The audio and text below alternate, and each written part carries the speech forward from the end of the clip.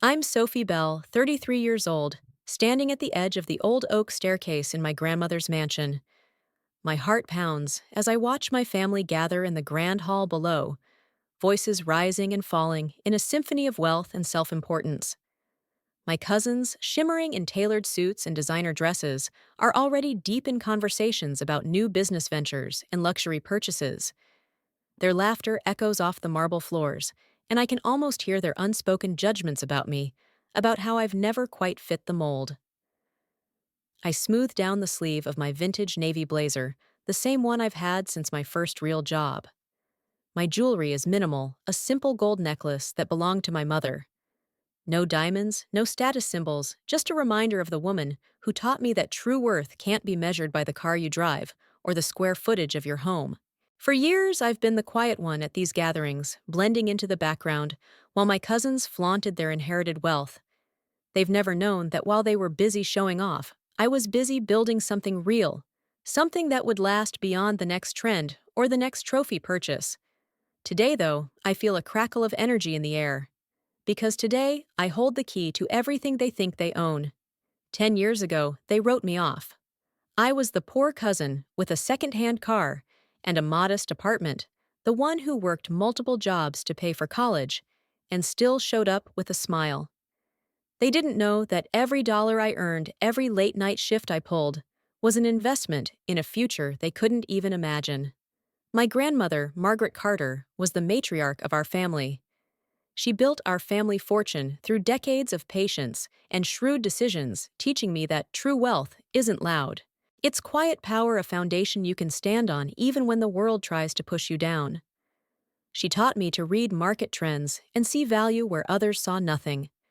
When she died during my senior year of college, she left me a small inheritance and a wealth of wisdom I've spent my adult life honoring. Unlike my cousins, Chase Harper, Olivia, and Matthew, I never spent my inheritance on showy purchases. I lived simply investing every penny into small, overlooked properties in neighborhoods on the brink of transformation. Every night, I spent poring over city council minutes and community plans paid off in ways no one in this room knows. But I'm getting ahead of myself. The annual family conference is a spectacle in itself. It began as a tradition, Grandma's way of keeping the family connected and aligned. But since her passing, it's become a pageant of one-upmanship. Who acquired the flashiest property? Who added the most zeros to their portfolio? They parade their new homes and private jets like trophies. As I walk down the stairs, I catch snippets of conversation that make my skin prickle. Harper's bragging about a new penthouse she bought in Manhattan. Olivia is showing off a diamond bracelet that cost more than my first investment property. Chase, as always, is working the room, ensuring everyone knows he's the golden child Grandma's supposed heir.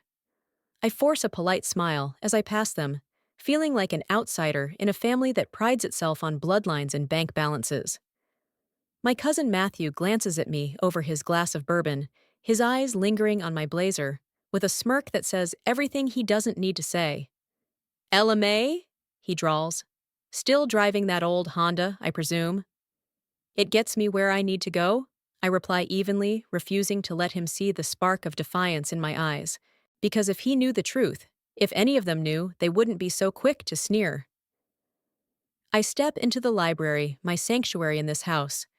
It's the one room that still feels like grandma shelves of leather-bound books, the scent of cedar and old paper. I close my eyes for a moment, remembering the nights we spent here, her voice low and calm as she taught me to track stock prices and read financial reports like a second language. A soft knock interrupts my thoughts. It's my Aunt Lillian, impeccably dressed as always in a tailored pantsuit. Her hair is perfectly styled, her makeup flawless. She's the queen of polite condescension. "Ella May, dear," she says, her voice syrupy sweet. "You know your grandmother would want you to, well, present yourself more appropriately for these gatherings." I smile tight and polite. "I'm here to discuss the future of the family, Aunt Lillian. Not to put on a show." Her lips twitch in amusement. "Of course. But remember, appearances matter, dear, especially to those who sign the checks." I nod, not bothering to correct her.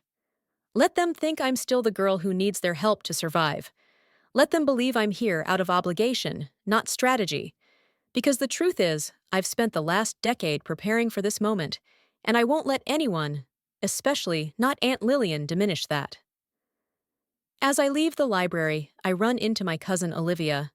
She's draped in a silk dress that probably cost more than I made my first year out of college.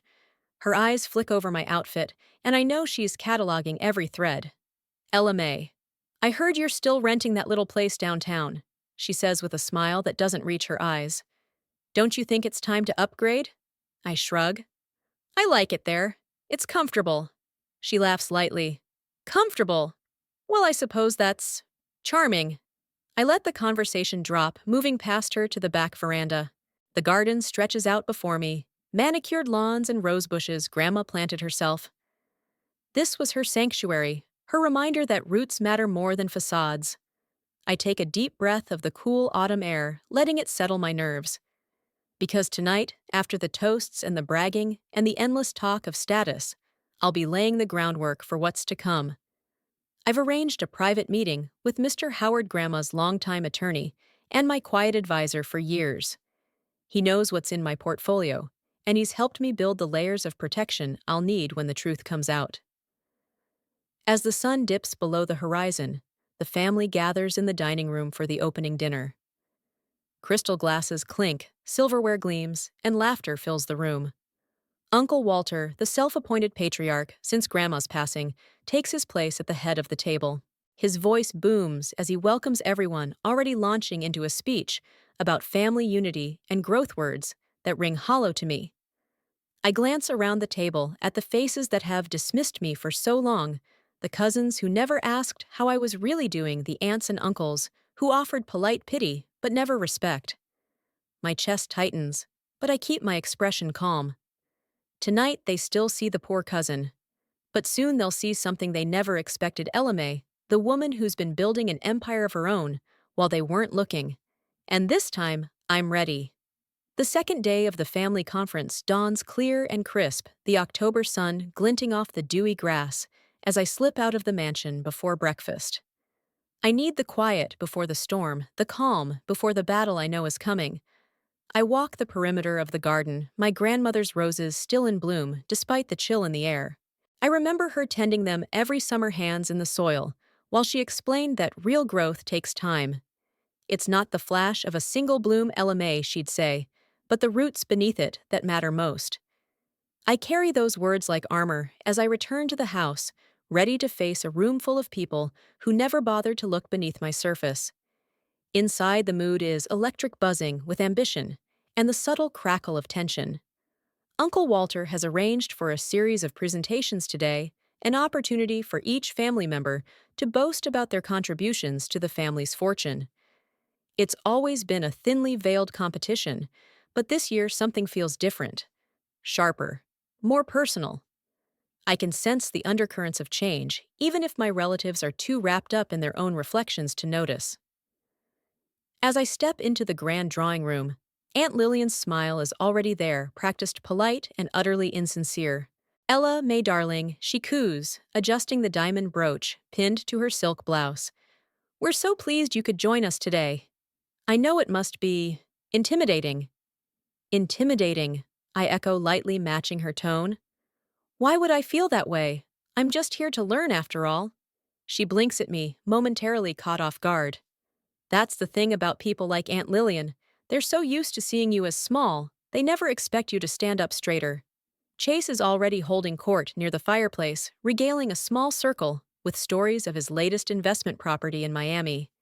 He's gesturing expansively, laughter rippling around him like a crown. I catch his eye, and he gives me a wink that says he still thinks I'm playing at the kiddie table. Let him think that. Mr. Howard arrives shortly after, a quiet presence in the room of loud voices. He gives me a small nod, our shared secret safe for now. We've been working together for years, ever since Grandma's passing. He's helped me craft a network of LLCs and trusts layers of protection that no one in this family has thought to look for. I catch his eye and see the flicker of reassurance there. Today he's here as a silent witness, an anchor to steady me when the waves come crashing in. Uncle Walter stands at the front of the room, his voice cutting through the chatter. Family, he begins his tone, grave and self-important. Today, we reaffirm what it means to be a Carter, to grow and protect the legacy that has sustained us for generations. He gestures to a massive screen that flickers to life behind him, displaying charts and figures, property valuations, investment portfolios, growth trajectories, all meticulously curated to show who's winning this endless race. One by one, my cousins take the floor. Harper goes first, her polished voice smooth as silk as she outlines her latest real estate acquisitions: a string of luxury condos in Austin, a boutique hotel in Savannah. She punctuates each achievement with a smile that's all sharp edges. Olivia follows her husband by her side, detailing their expansion into fine art investments canvas and sculpture that cost more than some people's homes. She tosses her hair back as she speaks every inch the image of success. When Chase steps up, the room practically leans forward. He's the golden boy, the one everyone expects to carry the family name forward. He talks about a new tech venture in Silicon Valley, his words slick and confident. But beneath the polish, I catch a flicker of something hesitation, maybe. Doubt. It's small, but it's there. As the presentations roll on, I feel the weight of every sideways glance, every patronizing smile. They still see me as the outsider, the one who never quite measured up. I let them, because while they're busy competing, I'm preparing. Aunt Lillian is next detailing her philanthropic work, an endless list of charity galas and social initiatives that keep her name in the society pages. She speaks of generosity, but her eyes are on me, cold and calculating. She sees this as her stage, her chance to remind me where I supposedly belong. Finally, it's my turn. The room falls silent as I rise my palms flat against the dark wood of the table. My heart hammers in my chest, but my voice is steady as I begin. I've spent the past decade focused on smaller targeted investments. I say, my tone mild, almost disinterested. Community-driven projects, mixed-use developments in transitional neighborhoods.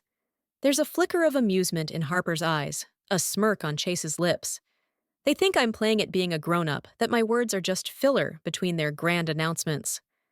I let them. I keep my presentation short, the barest outline of what I've really been doing. I talk about revitalization projects and long-term growth, the kinds of things they dismiss as too small to matter. When I finish, the silence is almost a relief. Aunt Lillian clears her throat delicately. "Well, dear," she says with a thin smile, "we all start somewhere, don't we?" I nod, my expression calm. "Yes, we do." As I return to my seat, Mr. Howard gives me a faint nod, approval in his quiet way. He knows what I'm holding back, and he knows why. The afternoon drifts on a parade of boasts and subtle insults. But beneath it all, I sense the first hairline cracks in their certainty. Chase's hesitation, Olivia's forced laughter, even Aunt Lillian's calculated calm is starting to fray at the edges. At dinner, the tension ratchets up another notch. The family gathers around the long mahogany table silverware, gleaming crystal glasses, catching the flicker of candlelight. Conversation is polite, but every word is a test, every question a challenge. "Ella May," Uncle Walter says suddenly, turning the full weight of his attention on me. "What are your plans for the future? You've been so quiet all these years." I meet his gaze steadily. "I plan to keep growing," I say simply, "to honor Grandma's vision of thoughtful stewardship, and to ensure that what we've built doesn't just become another monument to ego." There's a beat of silence just long enough for the truth of my words to sink in. Then Aunt Lillian laughs, the sound brittle as glass. Such idealism, she says, her smile tight. But this family has always known how to balance dreams with practicality. I don't argue. Let her think I'm still naive. Let them all. Because tomorrow, I'll show them exactly how much they've underestimated me. As the meal winds down, I excuse myself, slipping away from the table and the endless performance. Outside, the night air is sharp with the scent of wood smoke and distant salt from the harbor. I breathe it in, steadying myself for what's to come. Back in my room, I unlock the small safe hidden behind the antique dresser, my own fortress within this house of illusions. I pull out the thick, leather-bound portfolio Mr. Howard prepared, running my fingers over the cover. Inside the deeds, the financial statements, the ownership documents that tell the real story of who I am. Tomorrow they'll see. And when they do, it won't just be about money or status. It'll be about the roots I've spent a decade tending in secret, the quiet strength that grows unseen, the dawn of something they can't control. I woke early the next morning, a restless energy thrumming through me like a live wire. Today wasn't just another day of polite performance and thinly veiled insults. Today I would take the first real step to claim the legacy that was always meant to be mine. The sky outside was still dark, the faint glow of dawn just beginning to burn along the horizon. I dressed with care, choosing a simple gray sheath dress that fell in elegant lines, professional but unpretentious, just like Grandma had always taught me. I clasped the delicate gold necklace around my throat, the same one I wore yesterday, a quiet symbol of resolve. I paused at the mirror, studying the woman looking back at me. For so long I'd let them define me, the poor cousin, the charity case, the girl they humored at family events, but never really saw. But today, I wasn't here to be seen. I was here to be recognized. Downstairs, the family was already gathering in the grand drawing room. The table was set for a working breakfast, porcelain coffee cups, freshly baked croissants, and the low hum of conversation as they discussed the final agenda for the conference. Uncle Walter was at the head of the table, his voice calm but authoritative as he outlined the plans for the sale of Grandma's mansion. He spoke of developers of modern luxury and return on investment, his words smooth as silk but sharp enough to draw blood. Of course, this is all for the family's benefit, he said, steepling his fingers as he scanned the faces around the table. We must move with the times, after all. Sentimentality has its place, but progress is what secures the future.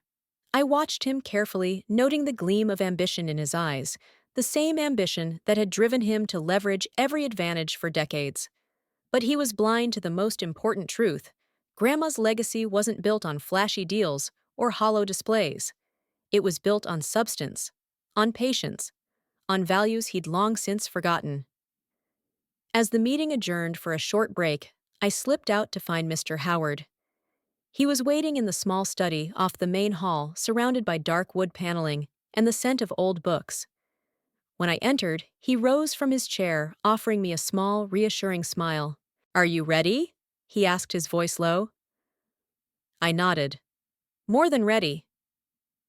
He handed me the folder I'd requested the night before, documents detailing the structure of my holdings, the corporate entities I'd built over the years, and most importantly, the final transfer of ownership into the trust I'd established in Grandma's name. Elizabeth's Legacy Trust. The name alone felt like a shield, an echo of her quiet strength, and unwavering belief in the true purpose of wealth. Mr. Howard studied me for a moment, his eyes kind but shrewd. "Once you reveal this, LMA, there's no turning back. Are you sure this is what you want?" I took a slow breath, feeling the truth settle in my bones. "I'm sure," I said. It's time they saw the real me. Back in the drawing room, the family was gathering again, the air taut with anticipation. Uncle Walter stood near the window, his voice carrying over the murmurs of polite conversation. "Before we continue," he announced, "I'd like to address the matter of the mansion. The developers have presented an exceptional offer, one that would benefit all of us. It's time to put sentiment aside and embrace the future." He paused, letting his words sink in his gaze, flicking to me with a faint hint of amusement, as if he expected me to nod along to fade into the background, as I always had. Instead, I rose from my seat. "Uncle Walter," I said calmly, my voice carrying clearly through the room, "before we make any decisions about the mansion, I'd like to share something." A ripple of surprise moved through the room, eyebrows raised, whispers exchanged. Aunt Lillian gave a delicate little laugh, her fingers tapping against her teacup. "Ella May, dear," she said in that syrupy voice, "surely this isn't the time." I held her gaze unblinking. "I think it's exactly the right time." I moved to the front of the room, the weight of the folder in my hand grounding me. Mr. Howard stood by the door, silent but watchful. "I know I've always been quiet, I began my eyes moving across the room, meeting the gazes of cousins and uncles and aunts who had never truly seen me. I know you've all made your assumptions about me, about my place in this family. A muscle jumped in Chase's jaw. Olivia looked away, her expression carefully blank. But what you don't know, I continued, is what I've been doing all these years. While you've been chasing the next big deal I've been building. Not for show, not for status, because that was never what Grandma taught me. I opened the folder and began to distribute the documents, my hands steady, even as my heart pounded. These are the records of my investments. The properties I've acquired, the businesses I've nurtured, the community projects I've supported. Silence fell like a blanket over the room as the papers passed from hand to hand. I watched as disbelief turned to shock, then something else. Something like respect flickered in a few of their eyes. You can't be serious, Chase said finally, his voice tight. This portfolio, it's worth more than half of what we've collectively built. I nodded. It's real.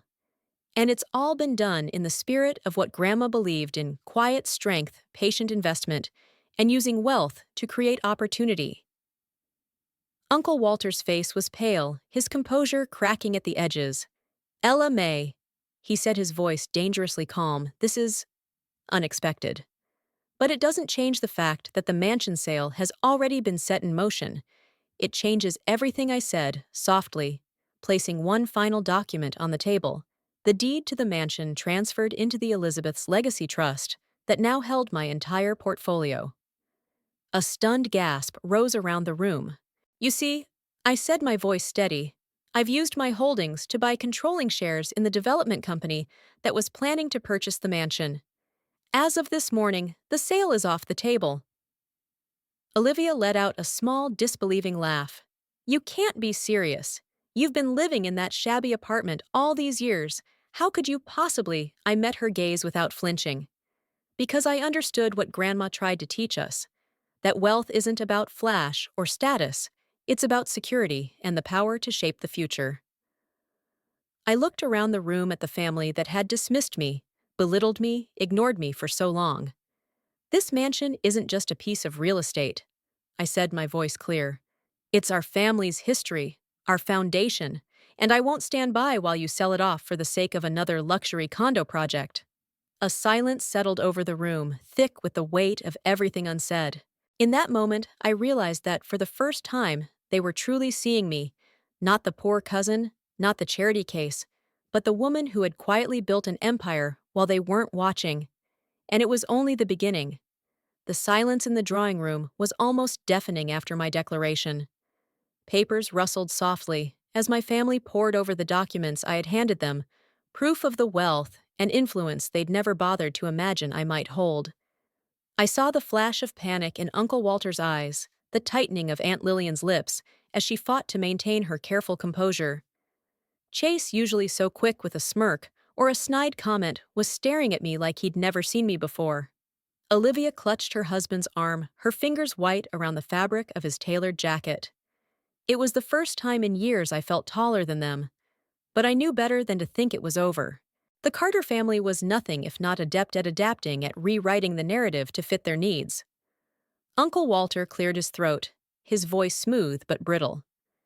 Ella May, he said, forcing a small smile, this is impressive. Truly. But you must understand that the decision to sell the mansion was made with the best interests of the family at heart. The best interests of the family, I echoed softly, my gaze unwavering, or the best interests of those who stand to gain the most. His smile flickered just for a moment. Ella May, let's not be dramatic. These are significant financial opportunities. It's what your grandmother would have wanted, growth, progress. I cut him off gently but firmly. Grandma wanted stewardship, Uncle Walter. She wanted us to build something that would last, not just chase the highest bidder.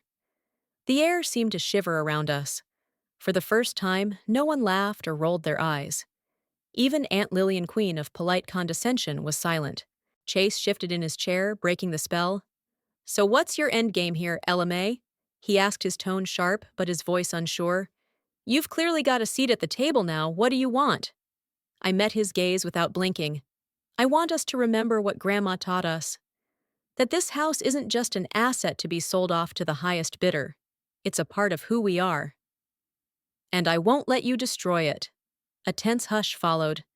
I could almost hear the gears turning in their heads, calculating, recalculating, trying to figure out how to turn this to their advantage. Aunt Lillian recovered first. She leaned back in her chair, fingers drumming lightly on the polished wood. "Ella May, dear," she said in that soft, sweet voice that had always made my skin crawl. "Surely you realize that controlling this trust puts a tremendous burden on you. The responsibilities, the decisions, it's a lot for someone who's been, well, living so modestly." She smiled thinly. "Perhaps it would be best for the family if we worked together. We could advise you on how to manage these assets properly." I almost laughed at the sheer audacity of it. "Thank you, Aunt Lillian." I said, my tone mild, "but I've managed just fine so far.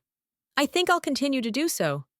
She flinched at that, just a small flicker of annoyance quickly masked. But I saw it, and it told me everything I needed to know. Across the table, Mr. Howard spoke for the first time. "Ella May's holdings are structured to ensure her full control," he said, his voice calm and authoritative. "The trust is legally sound, and any attempt to override its provisions would be fruitless." Uncle Walter's expression darkened, but he nodded slowly. "Very well," he said quietly. "Then let's put the matter of the mansion to rest for now. We have other business to attend to." He shifted the conversation back to the day's agenda: property updates, investment reviews, the endless litany of numbers and deals that had always defined these family gatherings. But the energy in the room had changed. The balance of power had shifted, and everyone knew it. As the morning wore on, I watched my cousins carefully. Chase was fidgeting, unable to meet my eyes. Olivia kept glancing at me, her carefully composed face showing cracks I'd never seen before. Even Aunt Lillian seemed off balance, her usual icy confidence replaced by something more cautious. I realized with a kind of fierce satisfaction that for the first time in my life they were unsure of me. After lunch, the family dispersed for a few hours of reflection and relaxation, as Uncle Walter put it. I slipped away to the library, the place in this house that had always felt like mine. The quiet was a balm after the charged atmosphere of the morning. I stood by the tall windows, looking out over the garden, where Grandma had taught me the meaning of real wealth. Her voice seemed to echo in my mind. "Roots, Ella May. Roots are what hold you up when the storms come." The door creaked open behind me, and I turned to see Chase slipping in, his expression guarded. "Ella May," he said, closing the door quietly. "I need to talk to you." I raised an eyebrow. "About what?"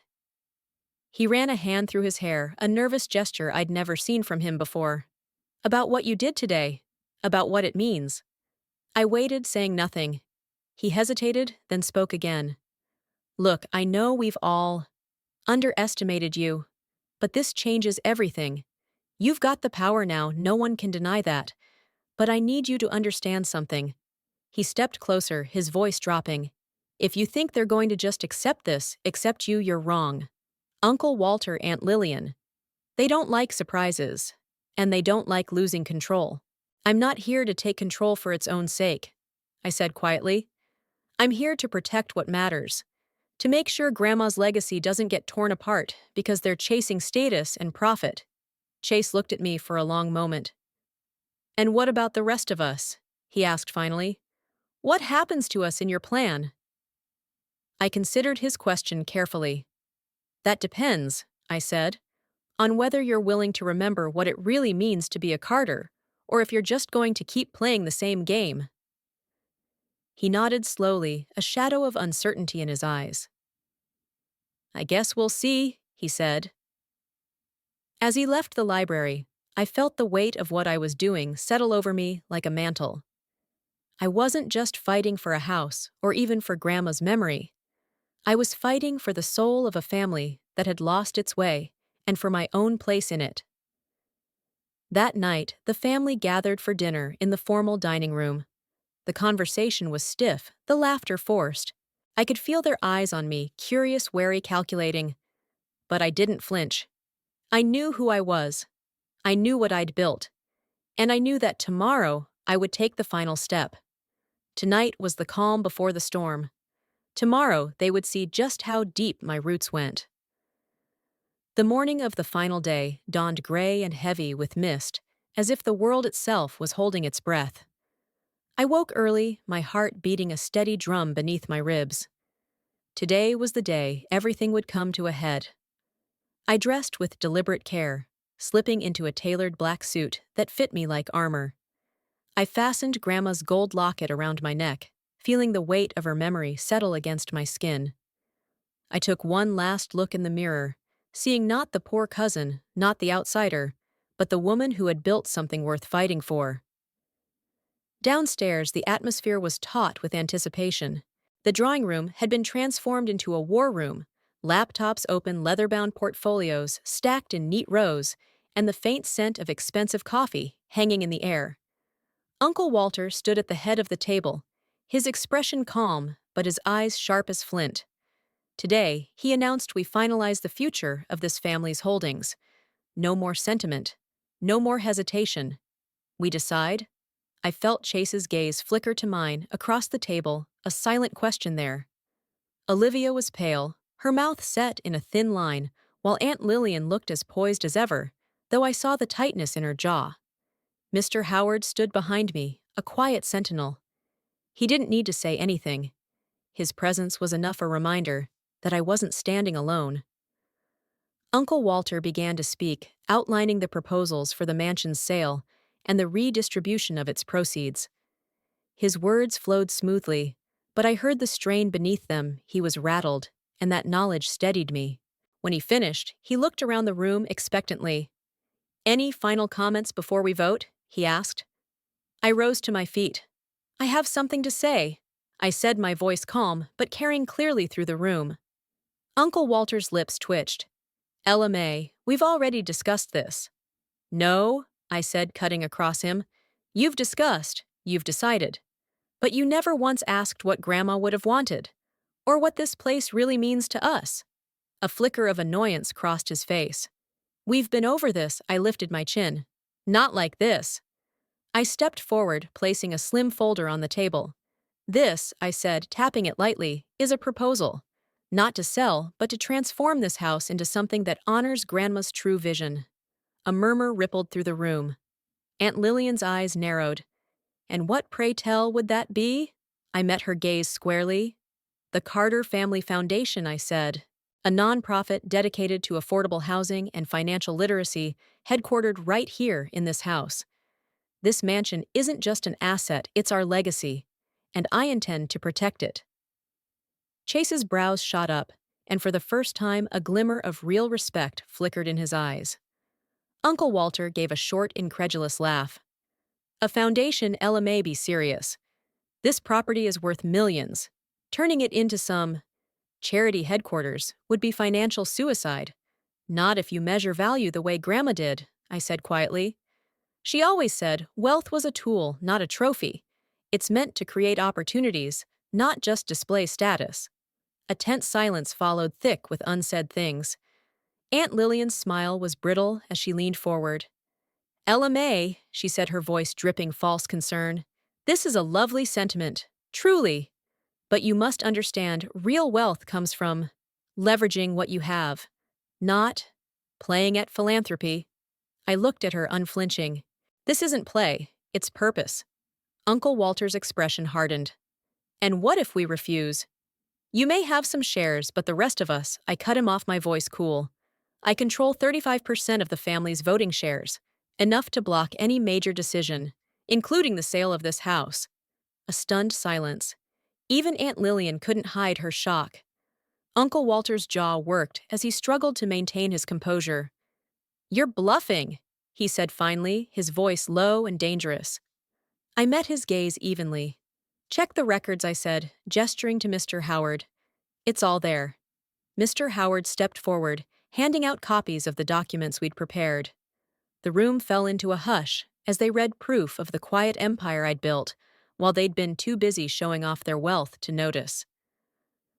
Chase let out a low whistle. Olivia's mouth fell open. Aunt Lillian's face had gone white.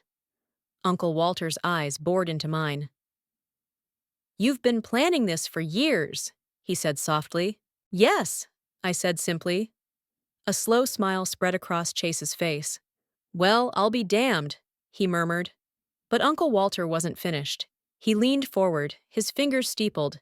You're making a mistake, Ella May, he said, his voice calm but cold. You think this is about preserving a legacy, but you're gambling with all our futures. I shook my head. No, I'm saving them. From yourselves. A hush fell deeper than any that had come before. The weight of my words seemed to hang in the air, heavy and undeniable. Then, Aunt Lillian spoke, her voice low and venomous. You'll regret this, she said. You think you've won, but this family doesn't forget. We'll find a way to take it back. I felt a flicker of something like pity for her, a woman so caught up in status and appearance that she'd forgotten what it meant to truly stand for something. I'm not here to win, I said softly. I'm here to build something that lasts. For a moment, the room was utterly still. Then Mr. Howard cleared his throat. If there are no further objections, he said, his voice steady, I'll record the minutes. As such, the sale of the mansion is off the table. The foundation proposal will be formally reviewed in the coming weeks. Uncle Walter slumped back in his chair, defeated. Chase sat back, an almost admiring smile playing at the corners of his mouth. Olivia still looked dazed, while Aunt Lillian's eyes burned with a cold, silent fury. I felt a surge of relief, but also a deep, abiding sadness. This wasn't the triumph I'd imagined. It was something quieter, something harder won. As the meeting broke up, I walked out to the back veranda, the cold air biting at my cheeks. Chase followed me out, his expression thoughtful. You know, he said, his voice low, you've changed everything, whether they admit it or not. I looked at him. That was never the goal, but it was always going to be the result. He nodded, a small smile tugging at his lips. I think Grandma would be proud. I smiled back, feeling the weight of that truth settle in my chest. I hope so, I said quietly, because this isn't over. This is just the beginning. The wind stirred around us, carrying the faint scent of roses from Grandma's garden. I felt her presence there, steady, quiet, enduring. And in that moment, I knew whatever battles lay ahead, I was ready. The mansion was calm as I walked through its grand halls one last time that evening. The light streaming through the windows painted the worn oak floors in soft gold, and every creak of the stairs beneath my feet seemed to echo the stories this house had witnessed. I paused in the library, my fingers trailing along the spines of old books Grandma had cherished. The air smelled of cedar and faint rosewater, a quiet testament to the woman who'd taught me that wealth was never about what you showed, but what you built, piece by patient piece. Outside, the family was dispersing. Uncle Walter's expression was drawn, the weight of his defeat pulling at his shoulders. Aunt Lillian's glare followed me like a cold shadow, but I saw something else there, too, acknowledgement. She wouldn't say it, but she knew she'd lost this battle. Chase gave me a nod as he left, a silent promise that he'd be watching, but maybe, just maybe, also an ally. Olivia's face was unreadable, but I saw the flicker of something in her eyes that hadn't been there before. Maybe respect, maybe fear. I stepped onto the back veranda, the chill of the evening biting at my skin. I pulled my coat tighter around me, feeling both the solitude and the certainty of the moment. For so long, I'd let their doubts define me. I'd let them decide my worth based on what I didn't show, what I didn't spend. But tonight, that chapter was closed. Tomorrow, the real work would begin. I had already called Mr. Howard to start the paperwork for the Carter Family Foundation. Grandma's mansion would not be sold. It would become a sanctuary for those who needed it most, a beacon of what real wealth could accomplish when guided by purpose instead of pride. I knew it wouldn't be easy. The family wouldn't forgive me quickly, if at all. But I also knew I didn't need their forgiveness. I had found my strength in the shadows they ignored, and now I would use that strength to honor Grandma's memory in ways they couldn't begin to understand. As the last sliver of sunlight disappeared behind the hills, I took a slow breath, letting the cold air fill my lungs. My heart was steady, my resolve like iron. I turned to go back inside, back to the warmth of the house that was finally mine in spirit as well as in name. The Carter family legacy wasn't about glittering trophies or whispered envy. It was about roots resilience and the quiet power of choosing purpose over show. And as I stepped across the threshold, I knew that this was only the beginning of a story that would outlast all of us. What about you? Have you ever been underestimated by those who should have known you best? Tell me your story in the comments below, and don't forget to like and subscribe for more tales of hidden strength and quiet victories. The world needs to hear them, and so do I.